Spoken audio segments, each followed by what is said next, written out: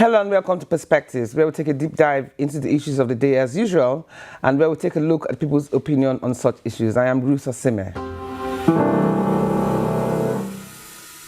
Welcome back to Perspectives on Arise News. Today we delve into one of the most talked about decisions from Aso Rock. President Tinubu's recent list of pardons under the discretionary power, the prerogative of mercy. Among those freed were convicted terrorists, drug barons, and murderers. When those who traffic drugs, spilled blood, or terrorize communities are suddenly forgiven, what message does it send to victims still grieving and citizens still living in fear? Yet, the name of Nnamdi Kanu, leader of the indigenous people of Biafra, remains conspicuously missing. The decision has reignited a national debate on whether mercy, in this case, amounts to justice or betrayal. The biggest question remains, what process did this pardon undergo before qualifying for pardon? Was it a transparent review of repentance and rehabilitation, or the quiet hand of influence behind closed doors? Until Nigerians get those answers, faith in the justice system will remain fragile. As calls for new protests over Kanu's continued detention grows louder, one truth stands clear. Selective mercy risks tearing open old wounds and deepening national divides. For a country struggling to contain violence and restore trust, mercy without accountability may not bring peace. It may only remind us that justice, once again, is negotiable. We're heading for a short break, but stay with us because coming just after now is the start of today's conversation with my distinguished guests, Dr. Maxwell Opara and Omoyele Sowore, who will both be joining us from Arise Abuja, and then also Dr. Dixon Osajie. Perspectives will return in just a moment.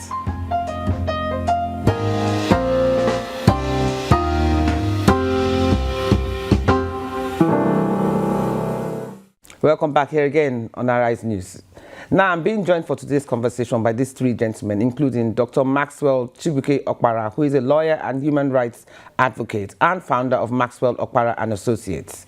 Renowned for defending the oppressed, he has handled more than 500 human rights cases.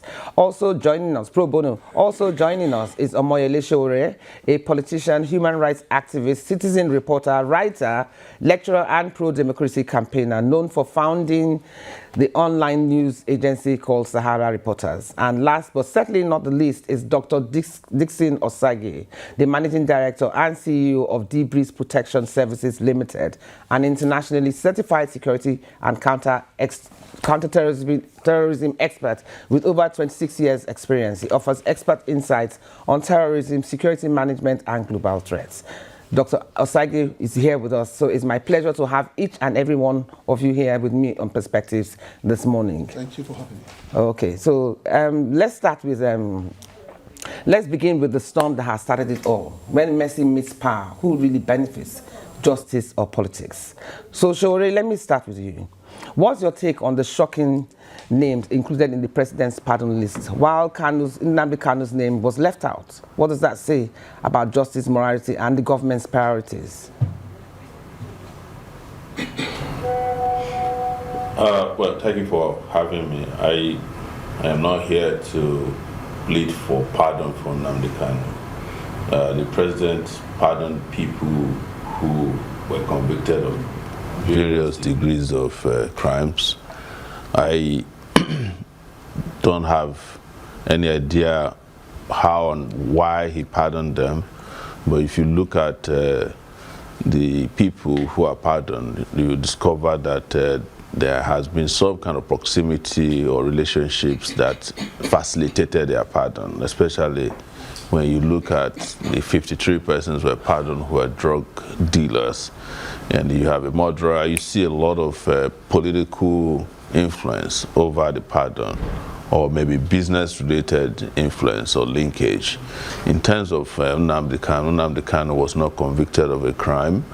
He has been in and out of detention over the last 10 years, simply because he started a radio program known as Radio Biafra, where he began talking about the liberation of the people of the Southeast under Biafra. And that was where his problem started. He was granted bail, left Nigeria, and they went to Kenya, abducted him, an extraordinary rendition him back to Nigeria. The day he was returned to Nigeria, I was in court at the Federal High Court. He was brought hooded, beaten, tortured, and they quickly rushed him back to the DSS after he appeared briefly before a judge, before we could even get to the courtroom. But the case has gone all the way to the Supreme Court. The Court of Appeal courageously decided that having been extraordinarily renditioned, there's no way a trial can stand, and they discharged and acquitted him. So the Supreme Court also said that he did not violate his bail. So Nnamdi Kanu, in my view, has not committed any crime that requires him being pardoned by the president. What the president should do, and what we've asked the federal government of Nigeria to do, the Nigerian state to do, is to discontinue this sham trial, because apparently there was no crime, and you can't sustain a trial when there is no crime established. He's been tried under what they call the Terrorism Act, or is it the Terrorism Prevention Act. I've been detained for 45 days under that act before. It is used to suppress people, likely, who are opposed to government. Treason is also something that I've been subjected to. I was kept in this country for 5 years. What I'm saying basically is that when I see a sham trial, I know it because I get subjected to one at least an average of 3 times per year. So I'm just saying to Nigerians that we should not compare Kanu's situation with those who actually committed crimes. They were tried and sentenced to different prison terms, and then the president decided to pardon them, maybe because some of them are his friends or members of his community, we don't know, but because now they say they are reviewing this particular pardon, which shows to you that there's something wrong with the whole process in the first place. I've also heard that some of the pardons were influenced by corruption. People paid heavily to the officials who are involved to help recommend them for pardon. I don't know what's happening, but we know that this pardon has been put in abeyance as we speak now. Okay. But I just want to make it clear once again that I am not here to plead for pardon for Nnamdi Kanu, no. Okay. Or Thank clemency, you. anything like that, no. Okay. Thank you very much, Sowore. So can we get to Maxwell, please? Now, Maxwell, even with the president's constitutional power of clemency, should mercy ever be granted without consulting victims' family first, or the Council of States? What safeguards should exist to ensure compassion doesn't trample justice? Okay, I want to start by saying that once an offense is being committed, a criminal offense is being committed, the offense is not committed against the nominal complainant. In this case, using Mariam Sandra as an instance, the offense is not committed against the victim's family, that is the husband's family. The offense is not even committed against the husband, that's the disease. The offense is against the state. Having established that, now consulting the family before you grant pardon is uncalled for, because in the first instance, the family don't even have the right, just like where somebody raped somebody, a minor. Now, you cannot, the father of the rape victim cannot say, no, I don't want case again. No, because the offense is against the state. Having established that, now the power to grant pardon is given to the president under section 175. But people are getting it wrong.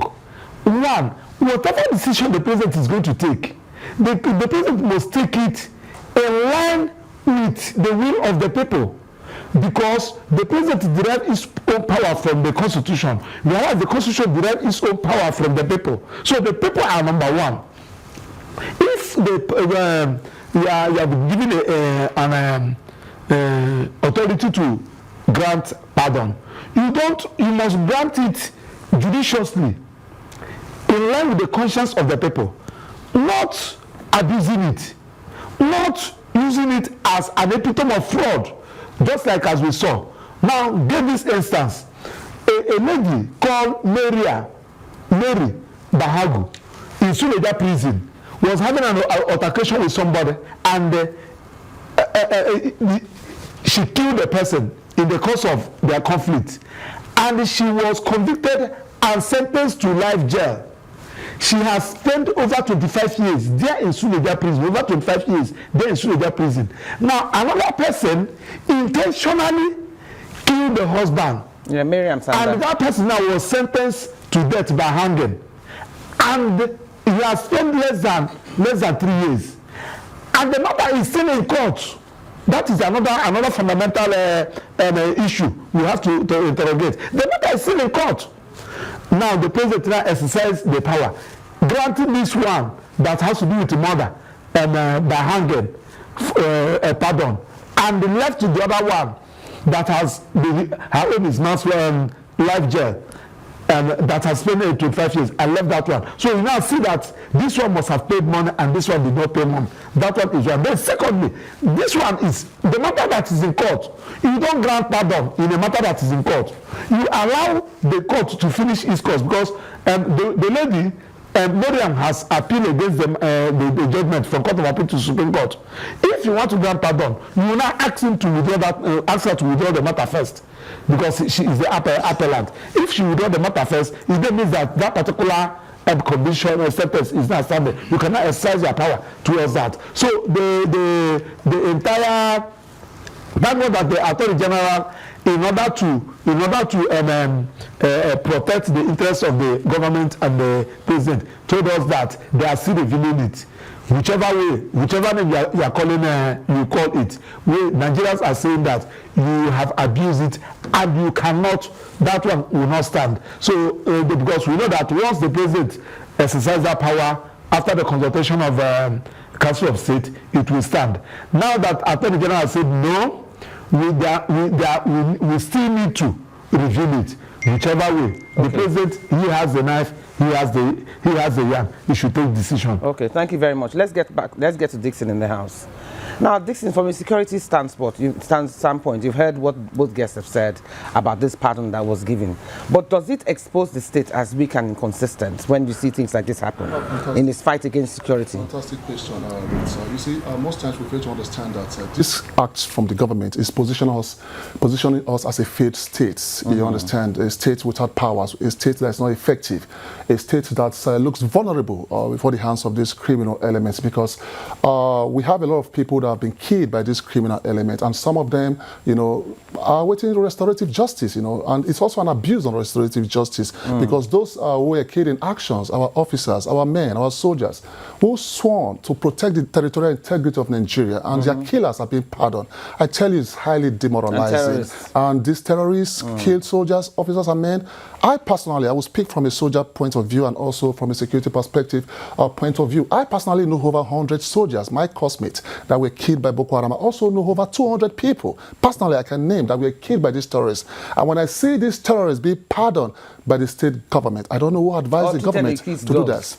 If I see them be pardoned, I feel bothered, I feel pained, I feel worried, because Nigeria is treading on a path is treading on a dangerous path, because crime and punishment works hand in hand. The whole essence of punishment is for you to, it's not just to destroy. Must match each other. Exactly, crime and punishment works hand in hand, because if you pardon these guys who kill our officers and men, it's going to demoralize our officers and men in the battlefield. As we speak here, we have soldiers chasing terrorists in the front line, some of them in the bushes, some of them in the east, west, south, and north. And at the end of the day, they tune into their television and they discover that those who kill their colleagues were being pardoned. It's families highly demoralizing. And we have widows and widows in the base who lost their husband and wife. When they see this on television, they will say, hey, Nigeria has failed them. So why do you think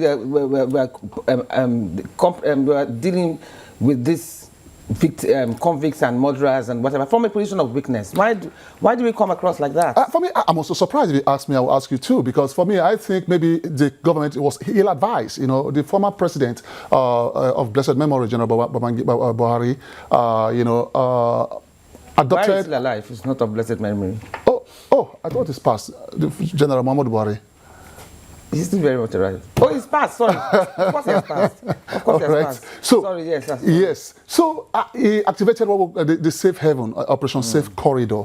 And that corridor was a methodology which they used to, pardon criminals or terrorists, and they classified them as repentant terrorists. And I find it very, very disgusting for you to classify them as repentant terrorists after shedding blood. Human lives or anything that has to do with human lives is beyond you and I. If you cannot create, you cannot pardon. If you cannot form, you cannot pardon. What does not belong to you, you don't have the capability and capacity to pardon. So those who died in action, how do we speak to their family? And how do we motivate the present soldiers in the battlefield to keep on fighting? Because the government have to apologize to the Nigerian military and the Nigerian soldiers for this action, because it's very, very wrong. Yes. Do you think President Mohammed Buhari of blessed memory, as a soldier, would have done what would have passed this kind of pardon? Well, I think he can, because being a soldier, I think he can, because consequences. A lot of people were disappointed in his action. Even the Operation Safe Corridor he approved was wrong. It's very, very wrong, because whatever that has to do with terrorism, you need to go before them with speed. You need to hit them very hard and ensure from the east, west, south, and north there is no hiding place. If you keep pardoning these guys, what that entails is that in nearest time, other terrorist group will form up and say, hey, Nigeria is not ready for actions. We can go and later seek for pardon. So for me, crime and punishment works hand in hand, and we must punish those who commit crime against the Nigerian state. Okay, now to the man at the center of the fresh agitation, Nnamdi Kanu. His continued detention has sparked renewed outrage and mobilized citizens for nationwide protests. So, Sowore, Mr. Sowore, you've announced a Free Nnamdi Now protest march next week to demand Kanu's release. Yet, you've also said you're opening to dialogue with the government. So how do you respond to those who say working with the same system you oppose weakens your credibility as an activist? Well, I don't think I said I'm going to be involved in dialogue with the government. That's not true. I said I am willing to bring in people of good conscience to work to ensure that Nnamdi Kanu was freed from this unwarranted and unjust, prolonged and protracted sham trial. So I have not gone near any government house. I have not asked any government person except to reach out to state governors from the southeast. Some of them I know personally, people like Soludo, I know Alex Otti, I think. So those two people I know. I know Peter Obi. I have met him several times, and the only person you might say I disagree with in the past was the former president, Goodluck Jonathan, who requested that we meet when I reached out to him, and I went to him, and the business of the day was very clear. Can you ensure that justice is done in this matter? And he did promise that he would take it up with the president whenever they meet.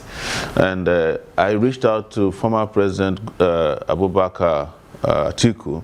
He issued a statement whenever I met him, President. So I did not approach the federal government, but I had already made a caveat before this that I was willing to put aside some of my position on this matter to have more people join this cause. That is not compromise, that's leadership. Okay, thank you very much. Can we have Maxwell back in the house, please? Can we have Maxwell back in the house? So, Maxwell, some argue that Tinubu's refusal to release... Okay. Some argue that Tinubu's refusal to release Kanu while freeing others risks deepening ethnic resentment and widening the trust gap between the Southeast and the federal government. Do you share this concern? Of course, the president has violated Section 42 of the Constitution, and in violation of that Section 42, we talks about discrimination, and Nnamdi Kanu has been discriminated as a result of his tribe. I said it and I continue to say it anytime, any day. Nnamdi Kanu is in detention today. It's not because he committed any crime. Of course, everybody knows the reason why Nnamdi Kanu was arrested. When Nnamdi Kanu was arrested they want to stop people from exercising their right of agitation. So you can now see that if you want to start agitating for your own republic in Nigeria, when you remember Nnamdi Kanu, you will not do it again. That is what they want to do. It's not as if that Nnamdi Kanu committed a crime. That one is that. Then two, violation of his right, just like you said, under the Constitution, they said nobody can be discriminated against in Nigeria as a result of his tribe, place, sex, or whatever thing. But you know, if you watch, you discover that it's very obvious that Nnamdi Kanu is being discriminated against. There are some people, when the president discovered that their charge is frivolous, they directed Attorney General to withdraw their charges. Now, Nnamdi Kanu never committed any crime. Thank God that the president, the federal government has opened up their defense and closed their case. And the whole world have seen that this is just an act of embarrassing the federal government of Nigeria. Where you say that somebody committed a crime, you did not, out of terrorism, you did not produce one person who said that I was the person that committed this crime, and I committed it because of the comments made by Nnamdi Kanu or sponsored by Nnamdi Kanu. What did you tender in court? You tendered perfume, his boxers, the microphone you got from his hotel room, his singlet. These are the things that you used to embarrass. So now we are not saying that. Now that is like this. You have also committed another heinous offense that embarrassed this country by directing the police and the military to go and negotiate and discuss with non-terrorists, and they came to the meeting with their ammunition in that meeting. And the person who never committed anything, you allow him to languish in cell. Where your own court court of appeal have said that this man never committed any crime and you should release him forthwith. You refused to comply with that judgment, court of appeal. Enugu State High Court and other state high court, federal court has also given their own judgment and awarded 1 billion naira against federal government in favor of Nnamdi Kanu.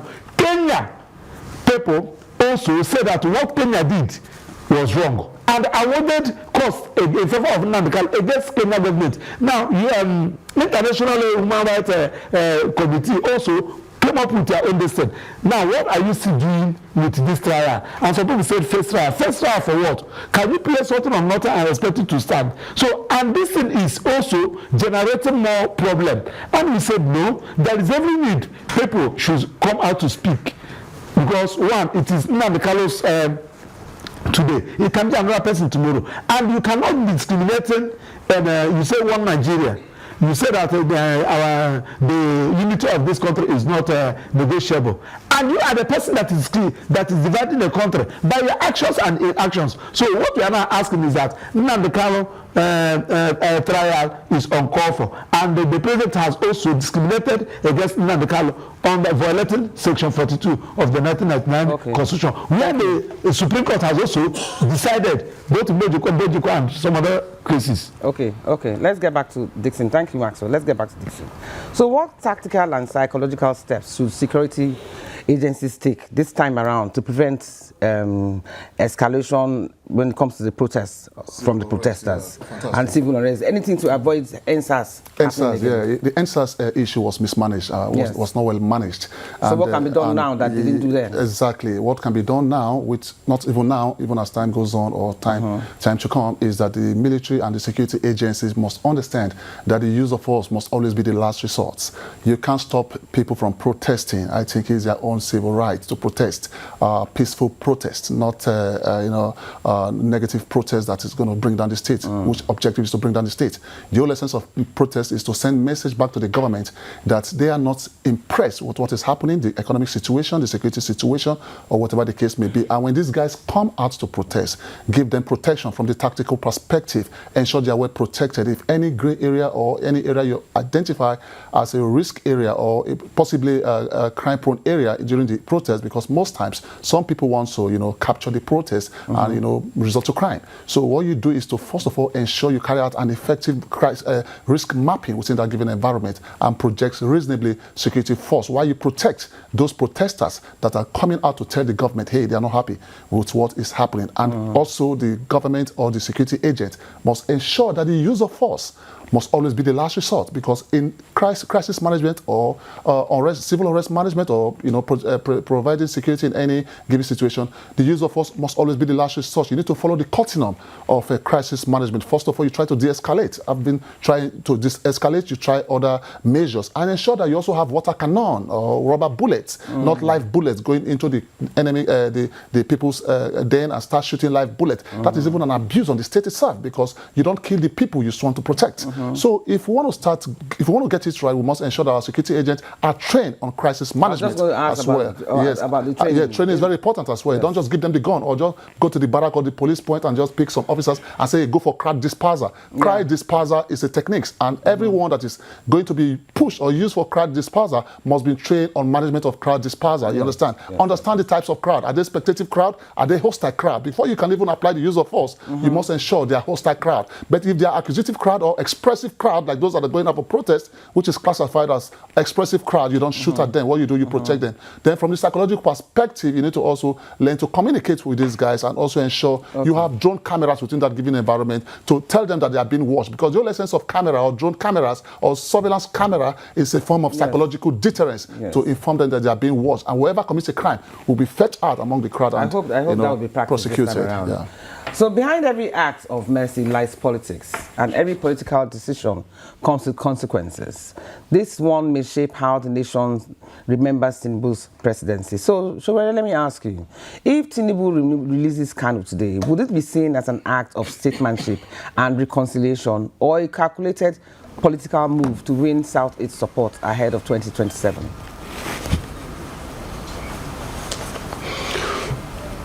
It doesn't matter.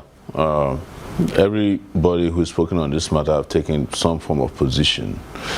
Our position is that we have detected, we have ascertained that there is a sham trial going on. All Tinubu needs to do is to call his Attorney General of the Federation and Minister of Justice, Lateef Fagbemi, SAN, to ask him to file a nolle. He nullifies, a nolle prosecutes a word for discontinuation of a criminal trial. I'm not a lawyer, so I may not have pronounced it properly. And if they do that, it ends all of this. It is up to the public to decide how they judge him, whether it's a calculated political move, whether it is statesmanship or eldership. That's not my issue. My issue is that an injustice is being perpetrated. You are called upon as the head of state, as the president of the country, officially, to stop the injustice that is being perpetrated against a citizen of Nigeria. You see, some of us who have been around for a while, we know this tactic. It happened to Abiola after he won his election in 1993. It was the same strategy. Oh, anytime people say release Abiola, they say he's in court. Meanwhile, they discontinued or disabled the Supreme Court. When? What? Can you repeat the question again? All right. So they did it to Abiola. Anytime we ask for Abiola's release, oh, it's being handled by the Court of Appeal. It's being handled by and then completely after a while, the courts never sat because there was no case. Abiola was also accused of treason. They kept him postponing, they kept blackballing, blackmailing, and gaslighting the public until Abiola died in detention. They claimed that they were supposed to release Abiola the next day, and he died in detention. Anybody who saw Nnamdi Kanu on October 16 in court, you know that this man is very, very ill. I don't want to use the word gravely ill. And there's been this whole claim that the Nigeria Medical Association said that they have conducted tests on him, he can stand trial. The DSS has an hospital. I've been to DSS hospital before. It's on the way to the airport. They cannot treat a cat successfully there. It's just bunch of beds and some equipments that cannot handle complicated medical issues. We are not even asking that Nnamdi Kanu be taken out of the country. Let's take him to a proper hospital where he can treat himself. But we are not even asking for him to be released on those grounds, but for the trial to be discontinued, and then he can rejoin his family and live his normal life. Okay. Which Nigeria should stop becoming a nation state that treats its innocent as criminals and treats its criminals as innocent. That's the problem we are facing here. So all the arguments you hear that this is in court, this is in court, the people who are making those arguments themselves don't want to go to a Nigerian court for trial for anything. Thank you so much, Sowore. We're going on a break right now. Don't go anywhere. Grab a cup of tea, as I always say, and see you right back on Perspectives. Okay, can we have Maxwell back in the house, please? I want to continue. So how do these pardons, Maxwell, are you there in the house? How do these pardons affect Nigeria's global image, especially in the eyes of international justice partners and donor nations watching our commitment to the rule of law? How do you think these acts would affect their train of thought globally? Yes. Of course, before I go into that, I just want to just align with the last submission of Senior Comrade Sowore. The president should listen to us, because what is happening is that the people that are advising not to release Nnamdi Kanu are the leaders in the south, political leaders from the southeast. They felt that if you release Nnamdi Kanu will be more popular than them. So that is why they are advising the president. You know, if you want the president to be on your own side, now just tell the president that it's for you to survive it's for you to succeed in 2027. So the president cannot advance in your own tune. That one is on that. Based on what you said, global perception. Those of us that travel outside, nobody will take us serious. A country that you pardon somebody, a murderer, who never served, at least there is a particular year the person will serve, you now say that the person has shown remorse. Just like a security expert, Mr. Osajie said, someone that killed army and soldiers in the war front, and in less than 6 months after that, you say you have granted them pardon. Nobody will take us serious. You are just making us a laughing stock in the international community. And two, you are also encouraging more crime in the country. Because if you watch, since last week this issue came up, people have been saying in the various social media, don't allow anybody to kill you. You can commit crime. Just what you need is to get connected with the power that be released. So it is a very bad one. It will show that Nigeria, we are dwelling in corruption.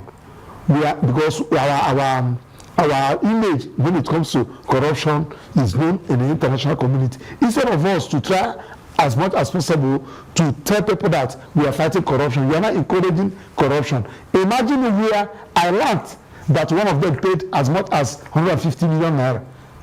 That is what I have not confirmed it, but I have every reason to believe such a person. Paid that money to win the pardon? Who committed a crime? Sorry, did the person pay that 150 million naira?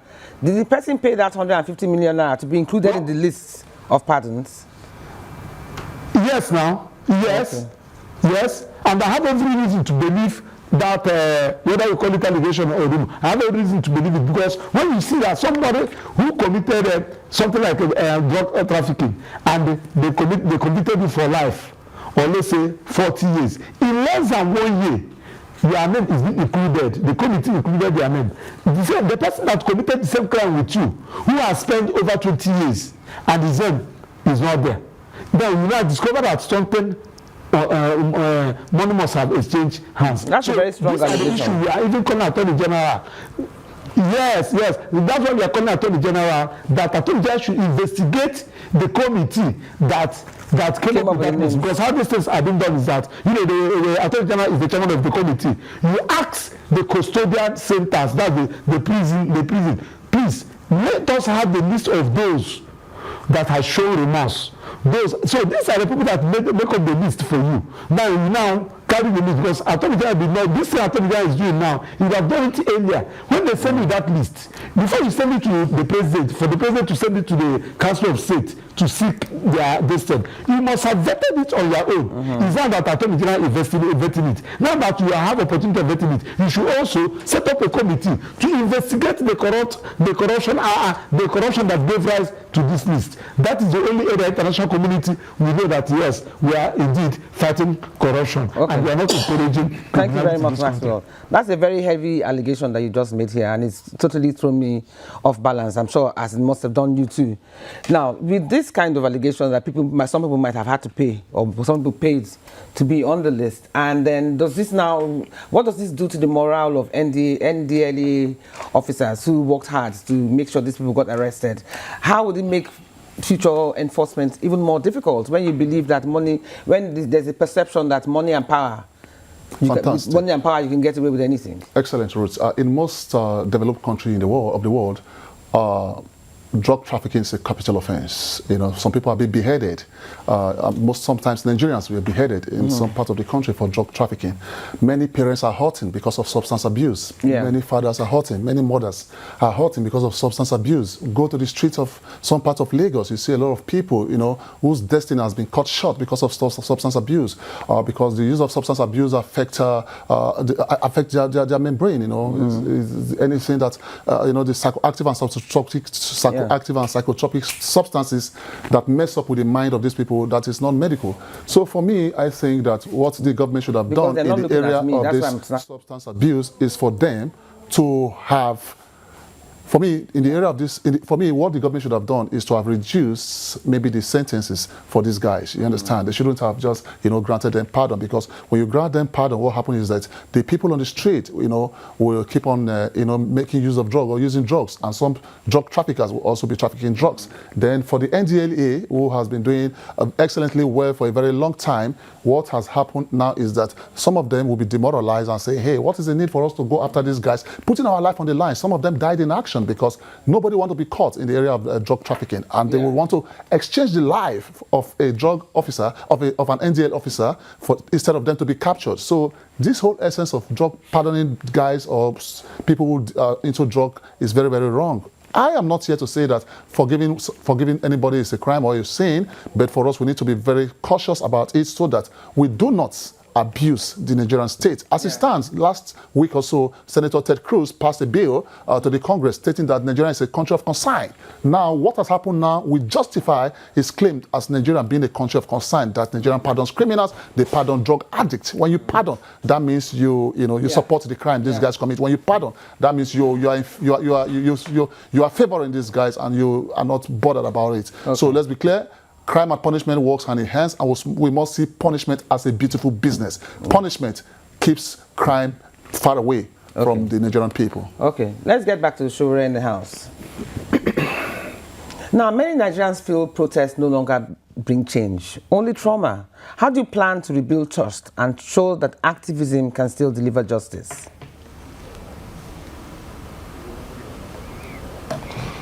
Well, people who say that apparently don't understand where Nigeria would have been today had there not been a lot of peaceful, well-organized protests. We'll probably not have a democracy today if there were no peaceful protests against military rule. We'll still have kept, you know, the Special Anti-Robbery Squad killing people as they wanted if there hadn't been an EndSARS. So, you know, protests occur in different ways. You know, they have different degrees and levels and variations, and they are mostly well-recognized means of dissent against bad governance, tyranny, fascism, and oppression. So anybody who says to you that protests don't work are people who themselves have never done anything to fix society.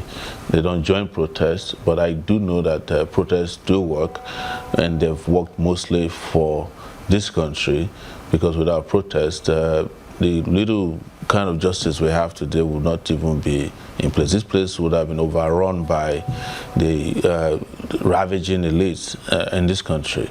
But I know that a lot of people are fearful because of the way protesters are handled by our government. But that is the reason why we keep exercising that right, so that they will get used to the fact that people should be able and can or could protest to fight for things that are important to them without engaging in violence. And any society that forbids protests would one day have to embrace very, very violent reactions from the public.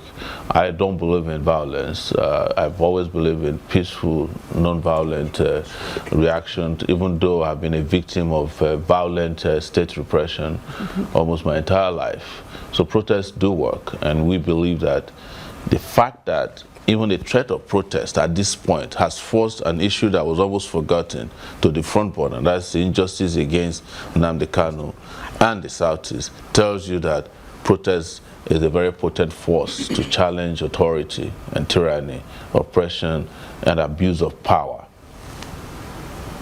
Okay, thank you so much, Sowore. Can we have Maxwell back in the house, please? Now, obviously, there's been a lot of opera, especially the one that I think is most touching is the one of the family of Biaminu Bello, where the family said that releasing Miriam Sanda, she walked free as if she squashed an ant. So how do we prevent mercy from becoming an insult to the victim's pains while still allowing room for rehabilitation? Because that is one of the most controversial pardons that has left a very sour taste in the mouths of many. Through protests, you can achieve that through protest. You see, that's like Comrade Sowore said. I participated in several protests with the current President Ahmed Bola Tinubu. I participated in several protests with him during the time of Nadeko as a student. So, and anybody who is telling you that we have not used protests to achieve a lot of things, it was through protests that we were able to, when Obasanjo discovered the way the thing is going, the then National Assembly led by Ken Naman, they refused total. I can go on and on and on and on and tell you what protests have done in this country. When Adolphus Mwabara was accused of embezzlement as a Senate president, it was through protest that made it force him to resign. I can go on and on. Protest is one of the arms under which people can use to fight. Another one is public interest litigation.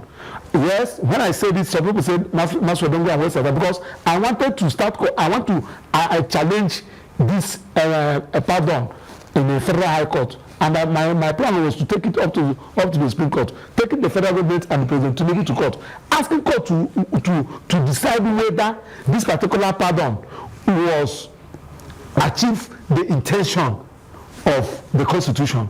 So, but now that they say that they are doing something about it, that's why I have to wait. Through public interest litigation, through criticism, through protest. Do you think some of the names will be recalled? Do you think some of the names of the pardoned people can ever be recalled? As in their pardon reversed? Of course. After you free them, you bring them, you send them back? Personally, I will go to court. Yes, because the Attorney General said that none of them have left the correctional center. They are still there.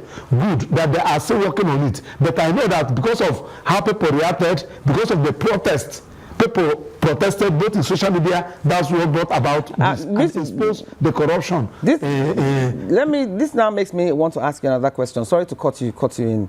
If left to you, ideally, if some of the pardons are reversed, about how, there's 175 names. About how many names do you think should be reversed if you had your way?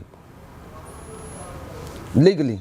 I have demanded of the 175 names. To have the list of yes, and the offense, because I don't know why we are talking about that of Sanda and which of one, because they are prominent. We want to know, because there are some ones that are not even popular. I hear them saying probably they use money and pay money to them through the back, and they knew. So we want to see the list. Make it public. It's a public document, for goodness sake. Make it public. Tell us the offense they committed. And I think this particular issue now has gone a long way to tell Council of State, because I don't know, the essence of Council of State is that when they send the list to you, you should be able to ask those. The Council of State consists of the former attorney, former CJN, Senate President, Speaker, and governors. Are you telling me that they just go there to just meeting's sake? This particular list doesn't mean that this particular list was not given to them for them to vet, but you've already and make their own input. You've made, collectively or allegations that some monies exchanged hands. You've made allegations that some monies exchanged hands. I'm coming. Maybe that explains it. Let me submit. So let me submit. What I'm saying is that we can use protest, public interest litigation, criticism to stop government from carrying an act that will affect our image as a country. Okay, thank you so much. Thank you so much, Maxwell Opara. Thank you so much, Sowore and Saxumos Osajie, for this very intense conversation that we've had on this very sensitive issue. You know, I do hope that the list will be revisited, and maybe some rights, some wrongs may be right. But Macaulay should be taken out of that list, because he's one of the greatest Nigerians we've ever seen in our time. You cannot put his name among the names of criminals. He doesn't deserve pardon. But some of the posthumous pardons, they were not criminals. Yeah. So what I had expected for Herbert Macaulay is for him to be honored, not pardoned. You don't pardon patriots, you honor patriots. So I think the government should reassess that and honor him instead of pardon him, because he's a patriot. Okay. Yeah. Thank you very much, Dickinson, for that observation. So at the end of the day, this isn't just about who was freed or who remains behind bars. It's about what kind of nation we're becoming.